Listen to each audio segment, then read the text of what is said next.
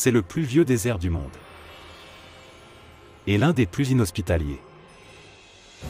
Le Namib.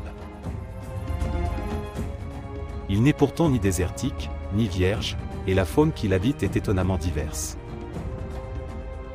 Avec seulement 20 mm de précipitations par an, le désert du Namib est un endroit extrêmement sec, bien que situé à proximité immédiate de la mer.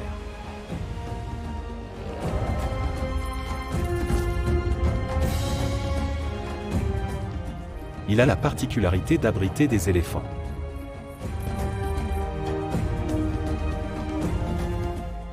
Comment les animaux peuvent-ils survivre à des conditions aussi extrêmes ?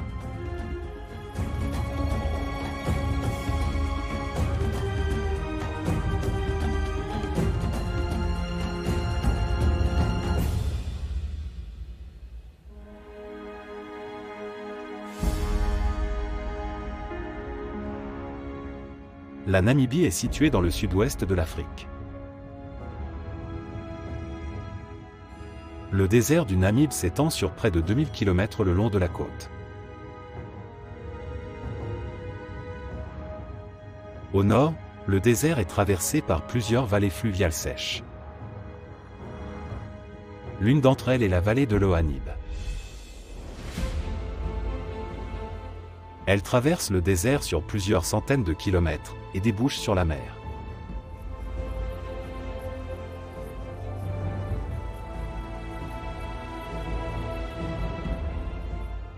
L'eau y coule une fois, ou tout au plus 2 fois par an.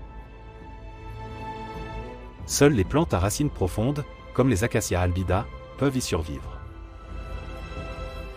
Les vallées fluviales sèches comme celle de l'Ohanib ne se trouvent que dans le désert du Namib. Ce n'est qu'ici, dans la vallée, que les mammifères peuvent exister à long terme. C'est l'habitat des éléphants du désert.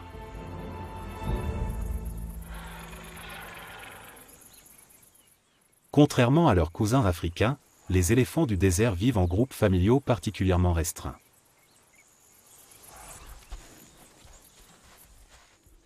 Ils sont si rares et leur mode de vie est si particulier qu'ils sont sous la surveillance constante de scientifiques, qui leur ont d'ailleurs donné des noms.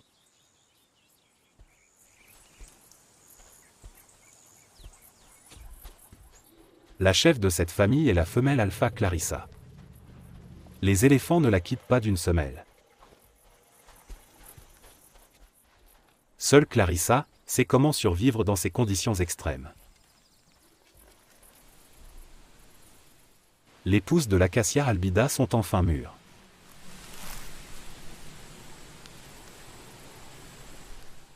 L'écorce renferme des graines riches en protéines.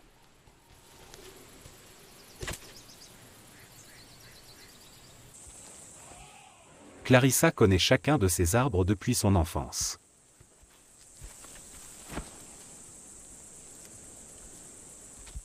Même la plus jeune, Maya, goûte les pousses. Toutefois, cette manœuvre requiert de l'expérience dans le contrôle du bout de sa trompe. Il est plus facile pour elle d'obtenir les protéines dont elle a besoin à partir du lait de sa mère. Les éléphants du désert font 2 fois moins de petits que les autres éléphants, car ils les allaitent 2 fois plus longtemps, pour leur donner un meilleur départ dans la vie.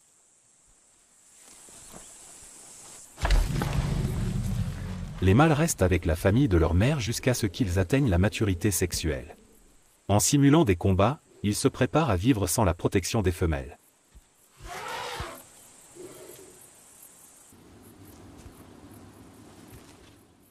En dehors de la saison des amours, les éléphants mâles adultes sont solitaires ou se déplacent en petits groupes.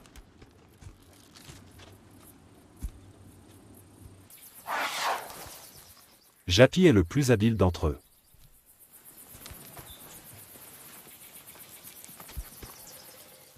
Le jeune frère de Japi le regarde avec envie faire tomber des branches d'arbres, qui semblent pourtant hors de portée.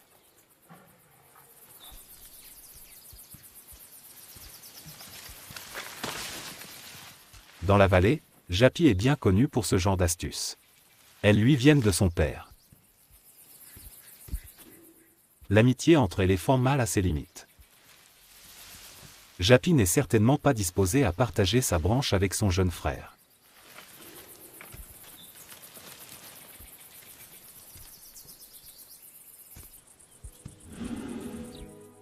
Leur père, OneTusk, a aujourd'hui près de 60 ans. Il se distingue des autres par l'absence de sa défense droite, perdue il y a longtemps lors d'un combat hiérarchique. Pendant des années, il a été le roi incontesté de l'Oanib. Aujourd'hui, il vit reclus.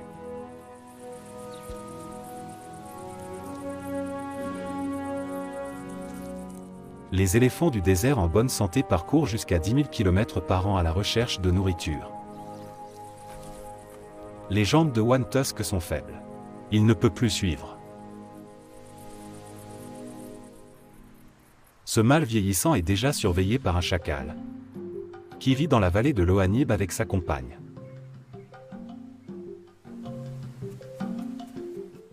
Les chacals chassent surtout des animaux plus petits, mais ils ne rechigneraient pas devant un éléphant mort.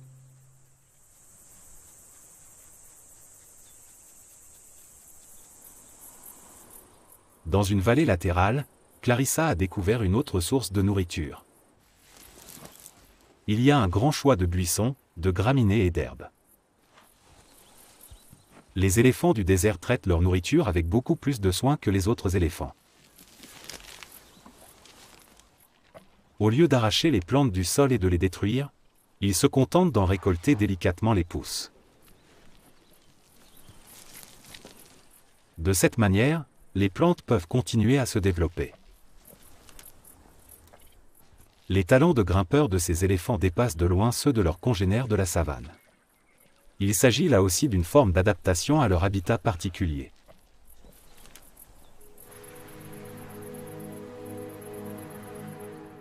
Le vieux OneTusk a enfin atteint l'un des acacias albida de la vallée de l'Oanib. Mais Clarissa et les autres n'ont pas laissé grand-chose à manger pour lui.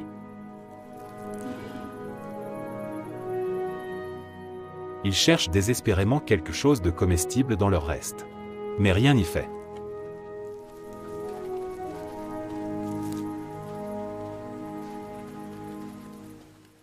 Pour les habitants du Namib, la survie est difficile.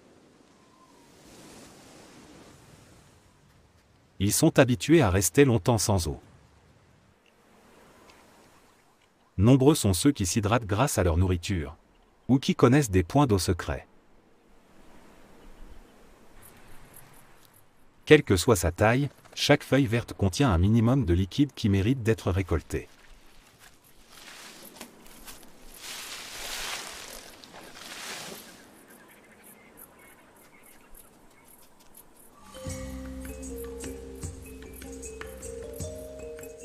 En dehors des vallées fluviales sèches, la végétation se fait très rare. Ici, seuls les spécialistes de l'extrême survivent.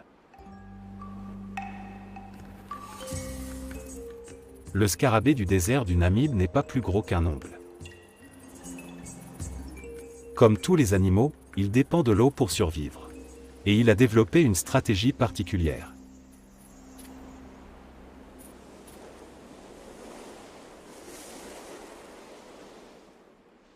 Les moindres traces d'humidité dans l'air se condensent sur sa carapace. Au bout d'un certain temps, une goutte se forme et s'écoule directement dans la bouche du scarabée. Ce mode de vie limite la répartition des scarabées du désert aux zones où l'on trouve du brouillard. Mais d'où vient ce brouillard ? Le Namib est l'un des rares déserts au monde à s'étendre jusqu'à la mer. Le courant froid de Benguela, en provenance de l'Antarctique, refroidit l'eau de mer à une température de 12 degrés Celsius. Lorsque l'eau atteint la terre ferme, elle s'évapore dans l'air chaud du désert. Mais il lui est impossible de s'élever en raison des températures ambiantes élevées, si bien que du brouillard se forme, au lieu de nuages. Environ 200 jours par an, le désert est enveloppé d'une brume qui s'étend parfois sur des centaines de kilomètres à l'intérieur des terres, dans les vallées fluviales sèches.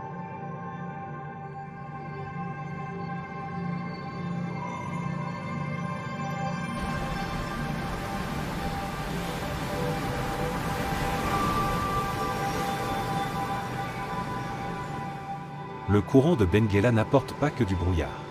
Il est également riche en poissons. Ce sont les otaries à fourrure d'Afrique du Sud qui en profitent le plus.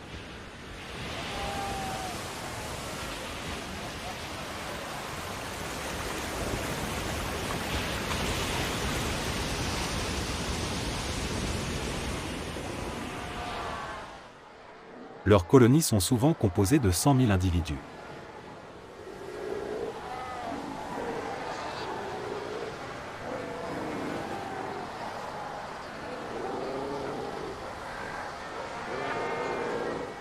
Actuellement, toutes ces otaries ont une bonne raison de se rassembler ici.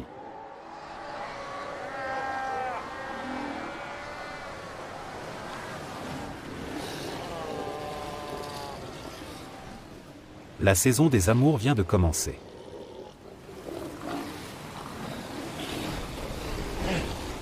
Partout, les mâles se disputent le droit de s'accoupler.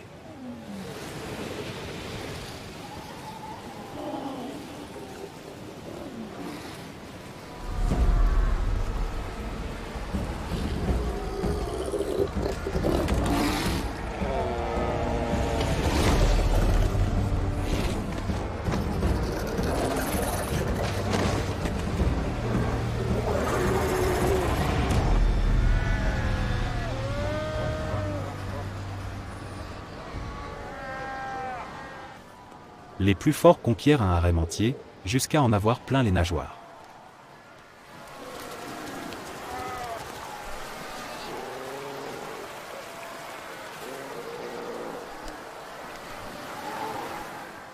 Après l'accouplement, les mâles disparaissent en mer. Ils ne participent pas à l'éducation des petits. La côte namibienne est un paradis pour les otaries et les oiseaux marins. Le courant de Benguela a de quoi les nourrir tous.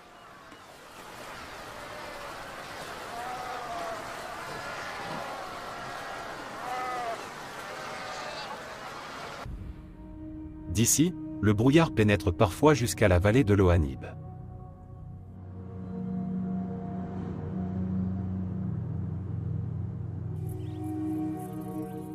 Là, même les plus gros animaux profitent de l'humidité contenue dans le brouillard.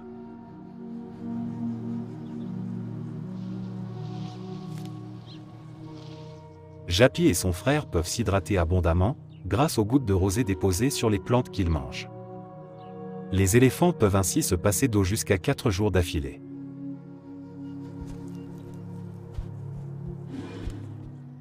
Ces deux-là se déplacent toujours ensemble. Mais cela va bientôt changer.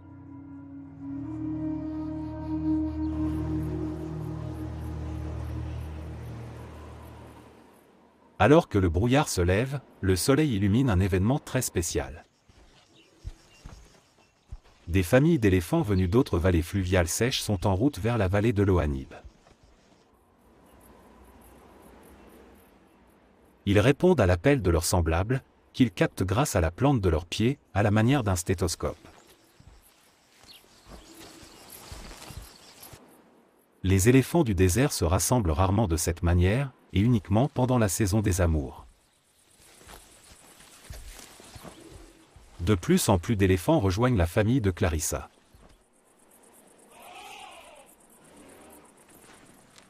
Certains animaux ne se sont pas vus depuis des années et échangent des salutations affectueuses. Japi et son frère sont également au courant de l'arrivée des femelles. Lorsqu'il s'agit d'attirer une femelle, les compagnons deviennent rapidement des rivaux. Il fut un temps où One Tusk était lui aussi excité par toute cette agitation. Aujourd'hui, elle n'a plus aucune signification pour lui. Il ne serait pas en mesure de se confronter aux autres mâles.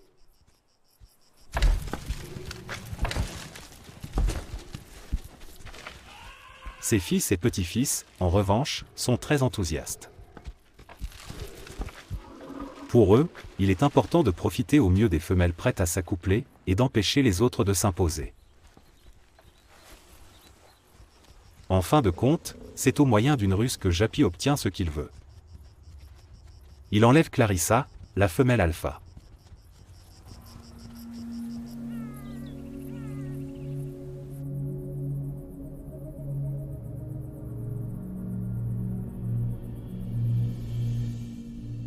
Alors que de nombreux résidents de la vallée passent la nuit à dormir, l'heure a sonné pour les vrais habitants du désert.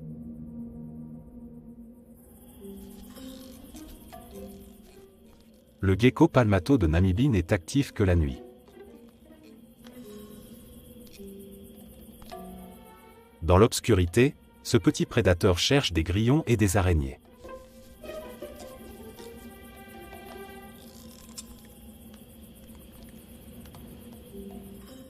Ses doigts sont palmés, comme ceux d'une grenouille. Ils permettent aux lézards de naviguer à travers les dunes, sans s'enfoncer dans le sable.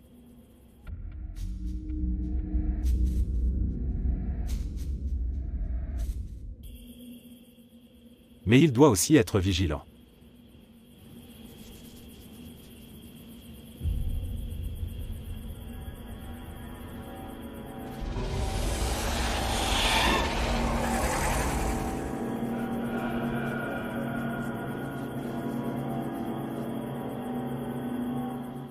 Une vipère de périguet.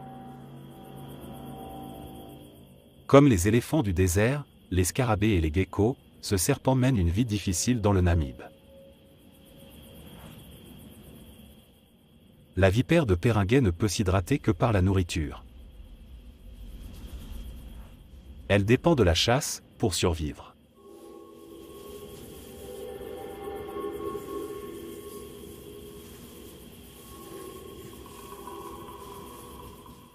Une fois qu'elle a trouvé le bon endroit pour tendre une embuscade, elle s'enterre.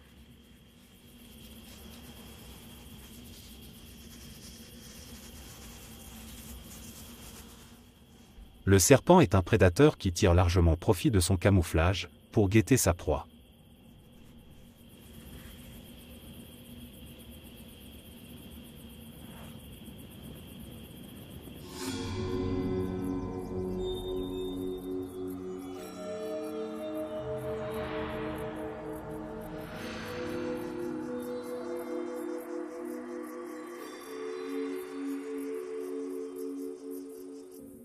Pour le délicat gecko, il est temps de partir. Au soleil, il se déshydrate rapidement. Là aussi, ses pieds palmés sont utiles. Ce lézard se sert de ses pattes comme de pelles pour creuser rapidement d'étonnants passages souterrains.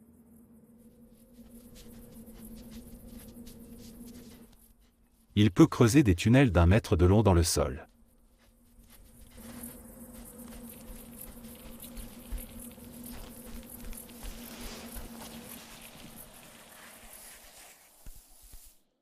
Ici, il est en sûreté.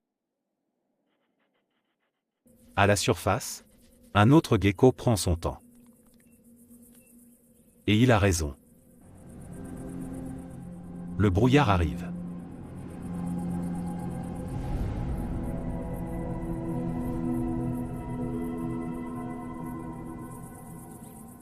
Les grands yeux du lézard, semblables à des miroirs, permettent au brouillard de se condenser sur leur surface.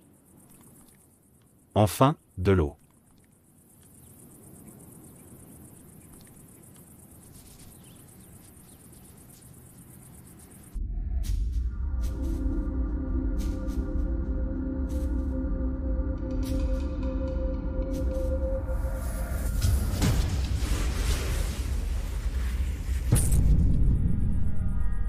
La patience du serpent est récompensée. Aujourd'hui, la vipère de périguet pourra prendre son petit déjeuner et s'hydrater par-dessus le marché.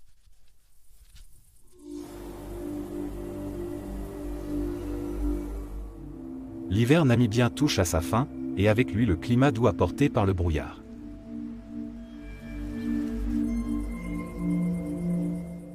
Une chaleur écrasante s'abat sur la vallée de l'Ohanib.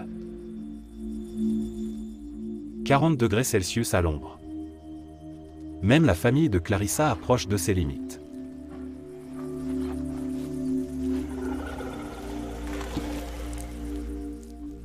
Les éléphants ne transpirent pas et se protègent donc de la chaleur en s'éventant avec leurs oreilles. Mais il semble qu'il fasse trop chaud, même pour cela. La chaleur est difficile à supporter pour tous les animaux, mais pour les plus jeunes, le soleil peut être mortel.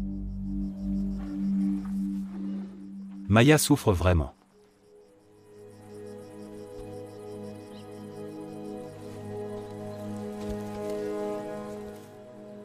OneTusk mobilise tous ses efforts pour tenter d'atteindre un Acacia albida.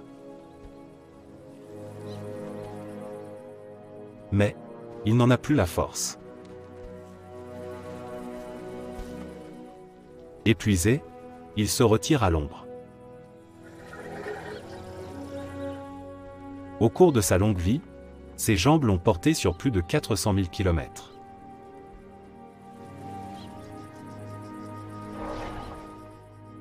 Comme la plupart des éléphants mâles, il fera ses derniers pas seul. Malgré la chaleur, Clarissa ne peut pas se permettre de faire une pause. Elle exhorte sa famille à aller de l'avant. Les éléphants du désert doivent passer jusqu'à 20 heures par jour à manger 200 kg de végétaux.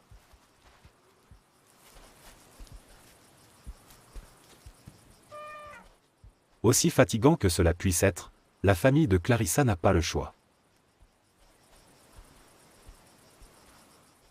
Ce jeune mâle est déjà tellement épuisé que dans son sommeil, il a manqué le signal de départ. Il ne se réveille que lorsque les autres éléphants sont déjà hors de vue.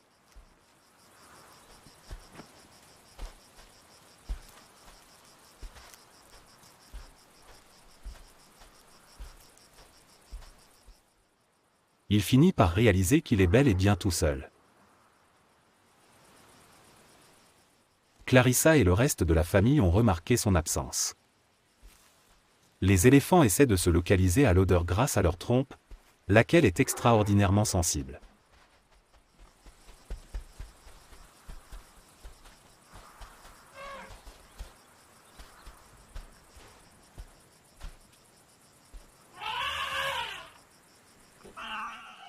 En fin de compte, c'est un cri de Maya qui les réunit.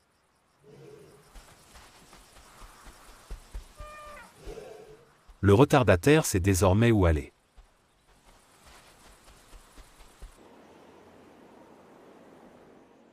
La période de sécheresse extrême ne semble pas près de s'achever. Une semaine plus tard, la chaleur et les éléphants ont eu raison de la flore de la vallée de l'Ohanib.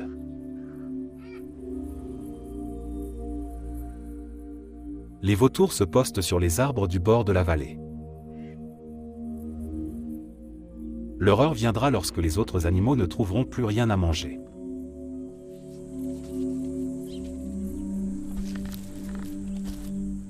La famille de Clarissa doit maintenant se contenter d'un arbre mort comme seule source de nourriture.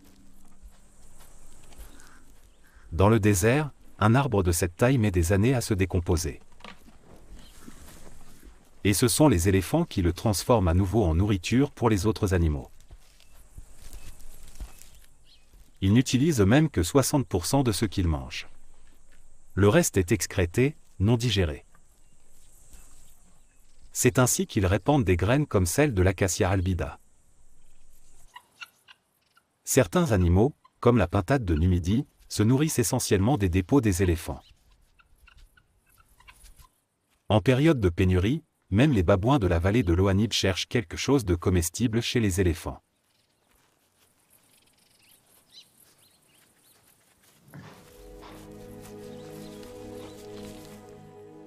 Le vieux OneTusk s'attaque encore une fois au bois.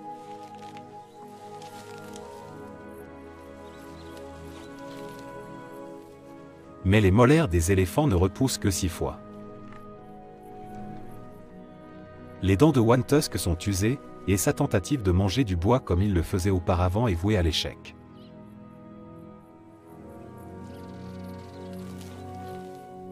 Dans d'autres régions d'Afrique, les vieux éléphants recherchent des marécages où ils peuvent vivre un peu plus longtemps, en mangeant des feuilles plus tendres.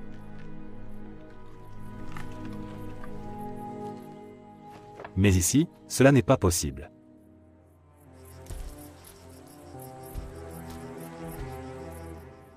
Pour Clarissa aussi, la situation devient dangereuse. Elle et sa famille doivent quitter la vallée et chercher de l'eau et de la nourriture ailleurs. D'autres familles se joignent à l'expédition. Seules les sources d'eau cachée que connaît Clarissa peuvent les sauver.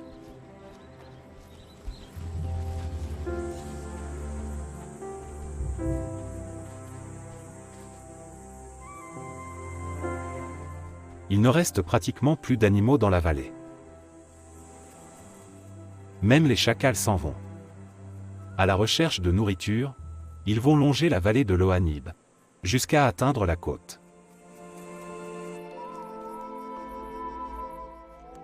Seul One Tusk est trop vieux et trop fatigué pour ce voyage. La seule chose qui pourrait le sauver désormais, c'est la pluie qui permettrait à l'herbe tendre de pousser. Avec ce mince espoir, il reste en arrière.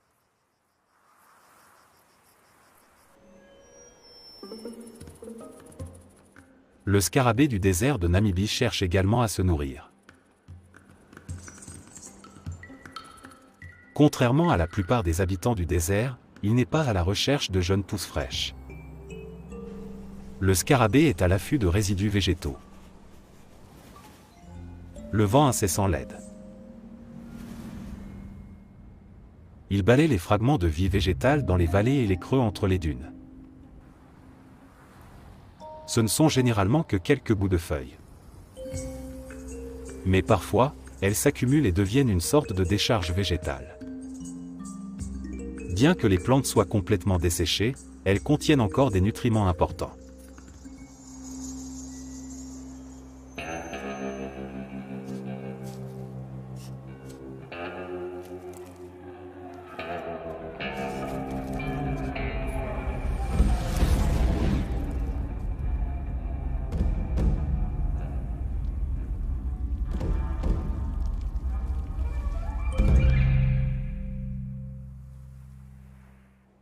Le caméléon du Namaka est l'un des chasseurs les plus dangereux du désert du Namib. Pour les scarabées du désert en tout cas. Mais les scarabées ne se laissent généralement pas faire.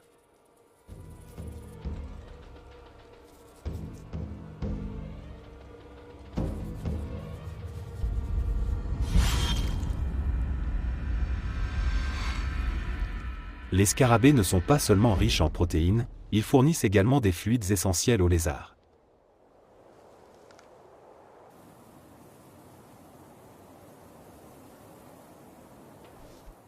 Les caméléons du Namaka sont les plus gros reptiles que la Namibie puisse abriter. Contrairement aux mammifères, ils ne peuvent pas entreprendre de longues migrations à la recherche de nourriture et d'eau. Comment ce lézard a-t-il donc pu survivre dans cet environnement?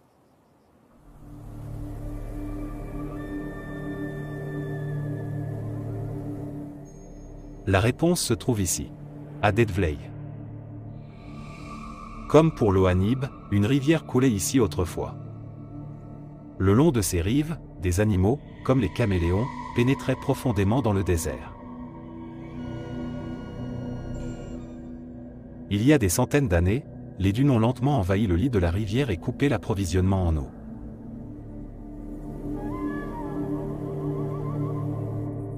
Ce processus a cependant été si lent, que les animaux ont eu le temps de s'adapter aux nouvelles conditions de vie. Comme le caméléon du Namaka. Les seuls témoins de la prospérité animale et végétale d'autrefois, sont des acacias morts depuis longtemps. Certains d'entre eux sont là depuis plus de 500 ans.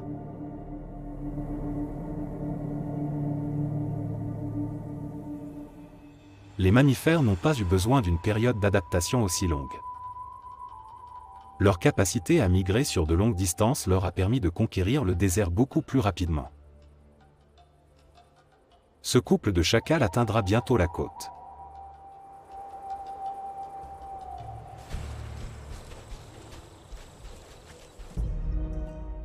Clarissa, quant à elle, est toujours à la recherche d'eau. La petite Maya est déjà épuisée.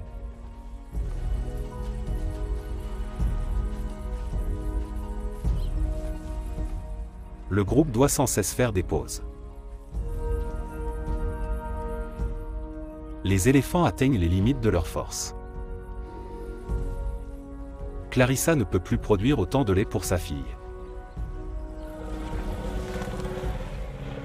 Soudain, on s'agite, Maya s'effondre à genoux. Mais Clarissa pousse sa progéniture à aller de l'avant. C'est leur seule chance.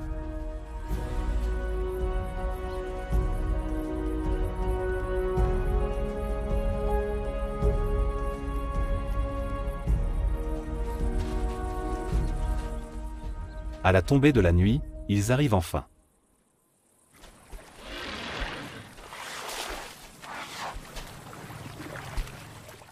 Grâce aux connaissances de Clarissa, les éléphants peuvent enfin boire.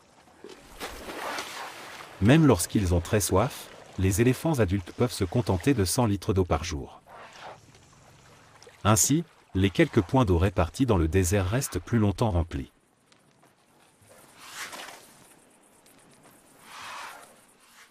Le bain de poussière qui s'ensuit sert à protéger la peau de l'éléphant du soleil implacable. Le trajet jusqu'à la prochaine source de nourriture sera long. Demain matin, Clarissa reprendra la route.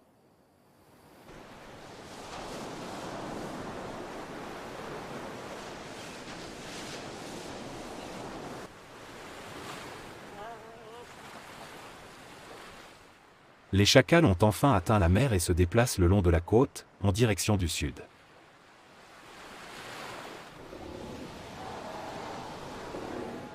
La nouvelle génération d'otaries à fourrure d'Afrique du Sud vient de naître. De nombreuses mères enceintes arrivent à terme. Cette jeune mère va bientôt mettre bas.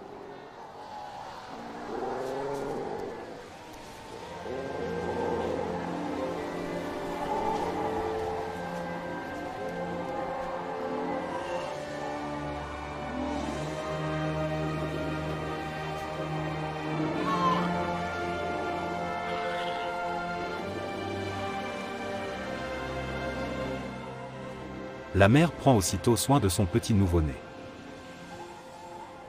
Chaque voix et chaque odeur est aussi unique qu'une empreinte digitale. Ce rituel crée un lien indéfectible entre la mère et son chiot.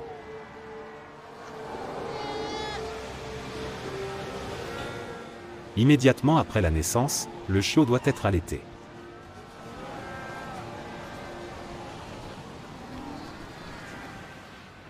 Le nouveau-né est un peu maladroit.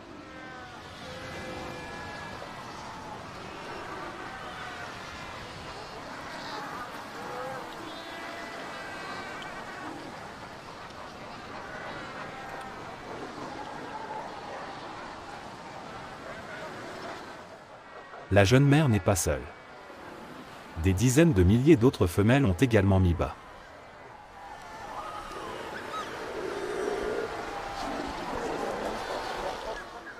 L'espace est compté dans la colonie. Une situation risquée pour les petits.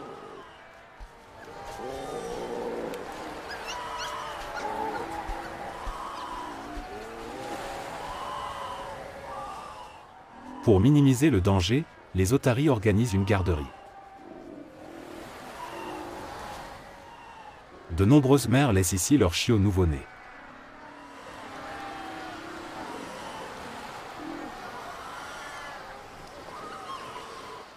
Cette pouponnière permet non seulement de protéger les petits, mais aussi de les retrouver plus facilement par la suite.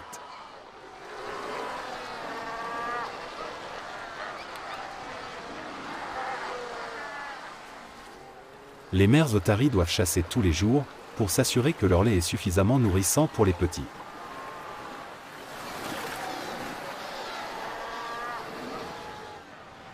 Mais en choisissant l'emplacement de la garderie, ils ont oublié la marée.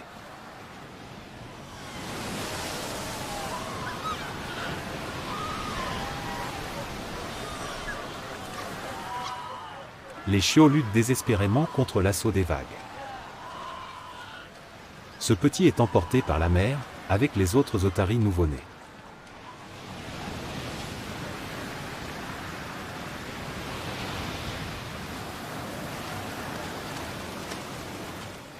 Les bébés otaries savent nager, mais ils n'ont pas la couche de graisse protectrice des animaux adultes. Le chiot lutte pour sa survie.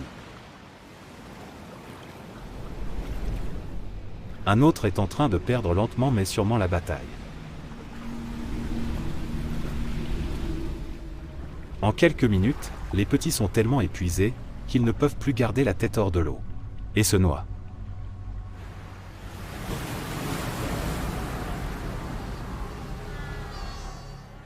Ce nouveau-né est encore en vie. Avec une volonté de fer, il se bat pour atteindre le rivage.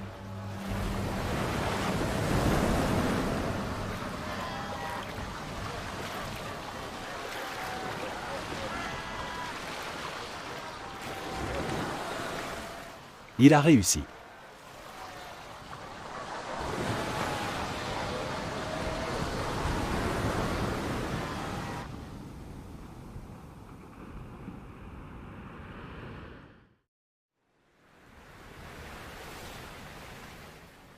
Le matin qui suit révèle l'ampleur du danger que représente la mer pour les bébés otaries. Le rivage est jonché de petits cadavres, rejetés par la marée.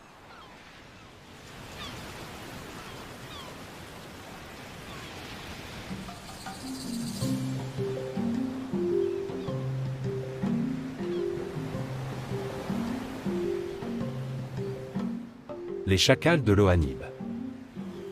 Ce couple a parcouru des centaines de kilomètres depuis la vallée aride.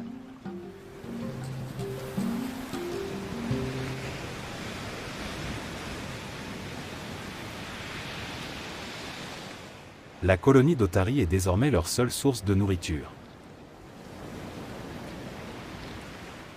Les chacals ne sont pas difficiles. Pour eux, manger des charognes n'a rien d'inhabituel.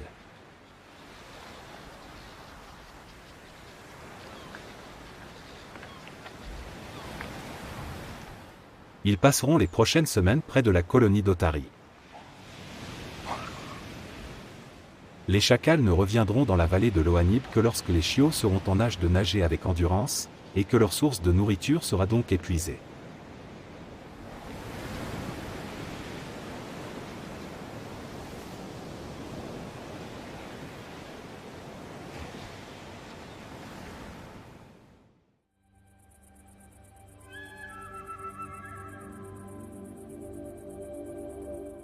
Les chacals ne sont pas les seuls à entreprendre de si longues expéditions. Les autres habitants de l'Ohanib ont un long chemin à parcourir.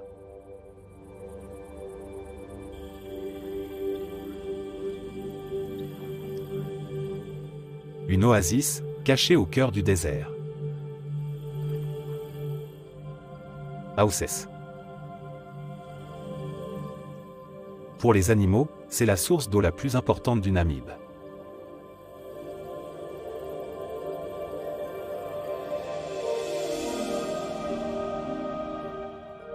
Il repose comme une émeraude au milieu du désert.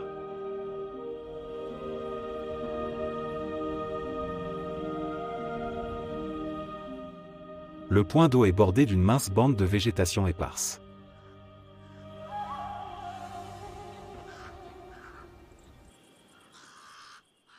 Quelque chose semble agiter les corbeaux. Des visiteurs, de grands visiteurs. Les légendaires lions du désert.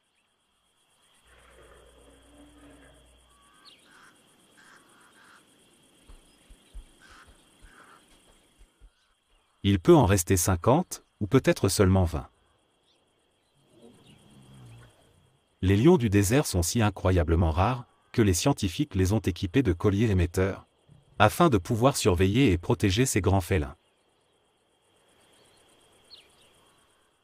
2 femelles se sont installées dans les broussailles, avec leurs petits.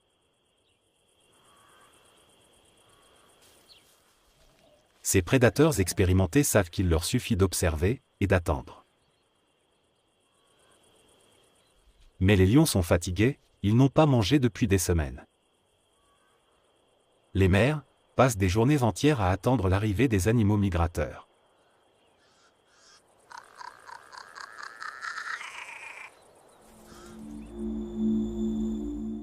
Et en effet, de nombreux animaux se dirigent par ici. Comme ces autruches, ils ont tous un besoin urgent d'eau.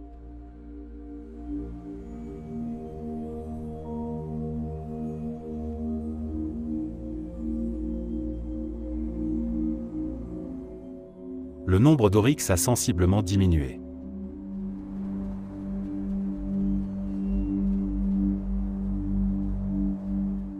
Certains traînent à l'arrière, loin du groupe principal.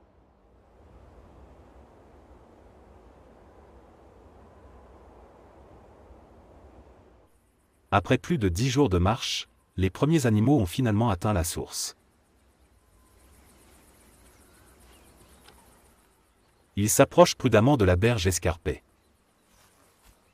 Ils risquent de s'enfoncer dans un sol meuble.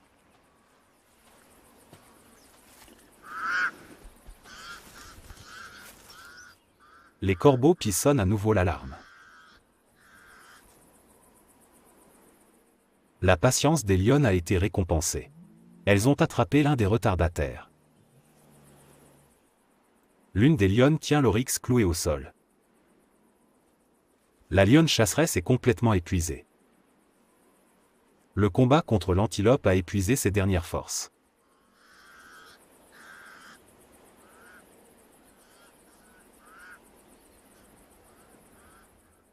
Elle se traîne jusqu'au buisson pour aller chercher ses petits.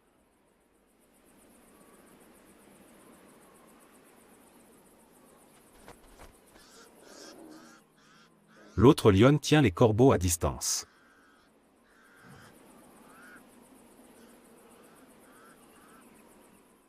Heureusement pour la chasseresse, les lionceaux comprennent vite la situation.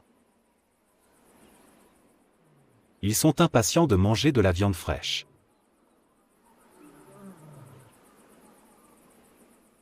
Ici, tous les animaux se battent pour leur survie. Les lionnes ont remporté cette manche. Elles ont suffisamment de nourriture pour les semaines à venir.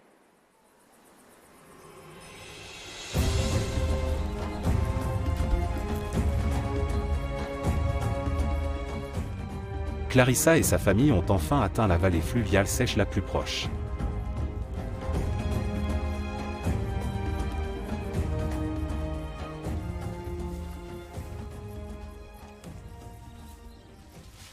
La femelle expérimentée savait instinctivement qu'en période de sécheresse, elle trouverait ici la précieuse verdure qui pourrait les nourrir. Les animaux épuisés peuvent enfin remplir leur estomac.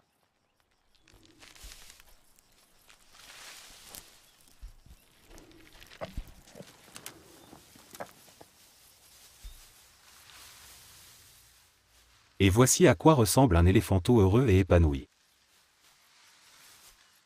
Maya est au paradis.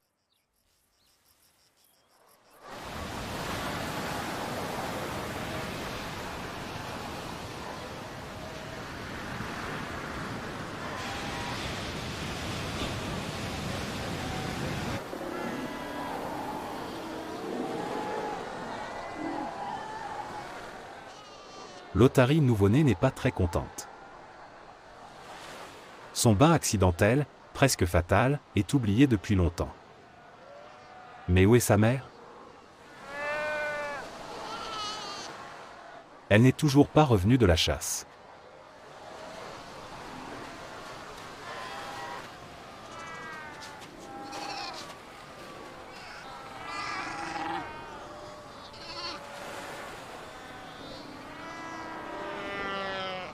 Est-ce la voix de sa mère?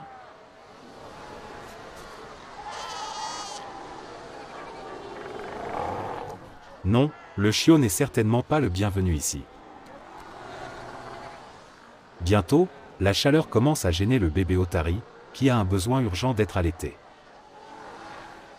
Épuisé, il continue à chercher.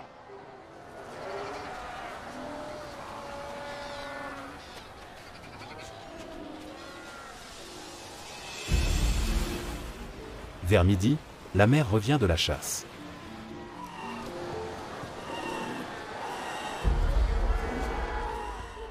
Elle essaie de retrouver son chiot, mais il n'est pas dans la garderie.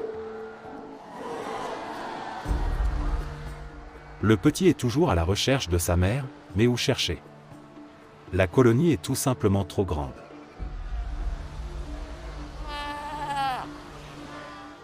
Le petit croit alors entendre sa mère l'appeler. Est-ce que cette fois-ci sera la bonne?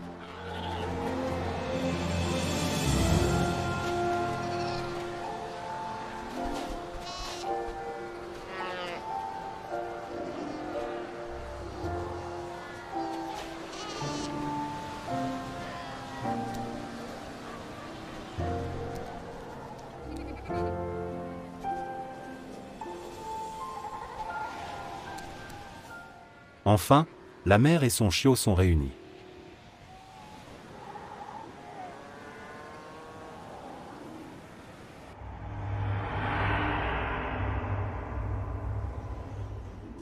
Un vent fort souffle depuis la côte, et des tempêtes de sable se forment dans l'arrière-pays.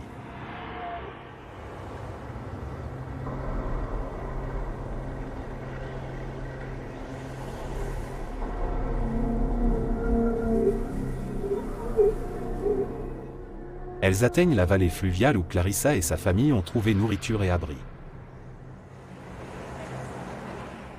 Les tempêtes de sable de ce type sont un signe avant-coureur de fortes pluies. Les éléphantes expérimentées, comme Clarissa, savent ce que cela signifie.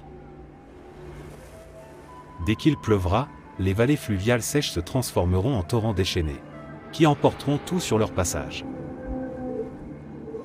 C'est un danger imminent pour la famille éléphant. Il est temps de se remettre en route. L'endroit le plus sûr est désormais à l'extérieur des vallées. Le jour suivant prouvera à quel point Clarissa avait raison. De l'eau, dans la vallée fluviale sèche. Elle s'est répandue sur 100 km dans le désert. Ce n'est que tous les 10 ans environ que la pluie est suffisamment forte pour que l'onde de crue atteigne la mer.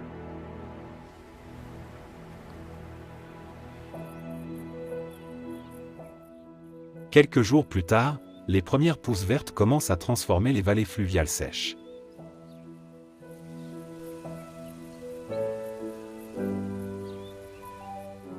La vallée de l'Ohanib, elle aussi, déborde d'une vie nouvelle, avec le retour des premiers exilés.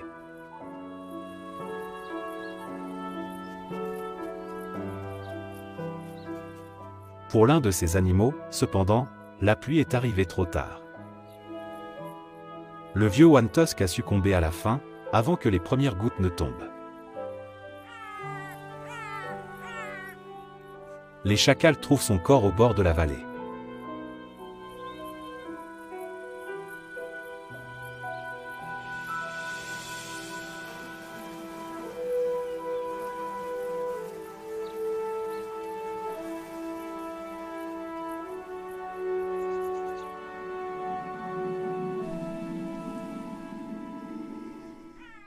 Les chacals ne s'approchent pas du corps avant le soir.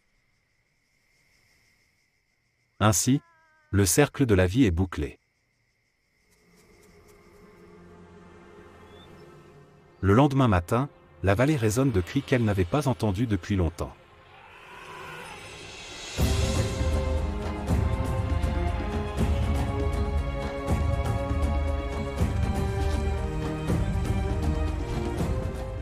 Clarissa est de retour.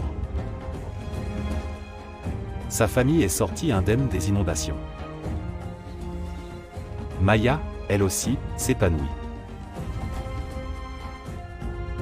Enfin, ils atteignent la vallée verdoyante de l'Ohanib.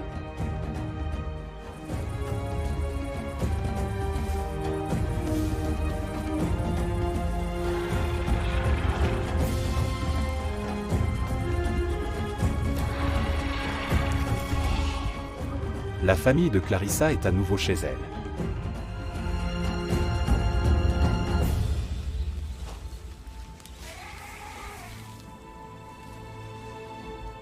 Japi transmettra les gènes de son père, One Tusk. Et avec eux, sa force et son intelligence. Clarissa est enceinte de lui.